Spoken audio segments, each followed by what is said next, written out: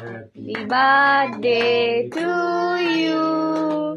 Happy birthday to you.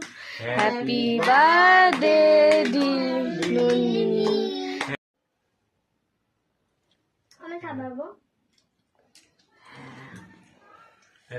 আমি দেই বড়টাকে কত বড় না বুড়ো না আজকে মায়ের বার্থডে। হ্যালো বন্ধুরা, সবাইকে নমস্কার।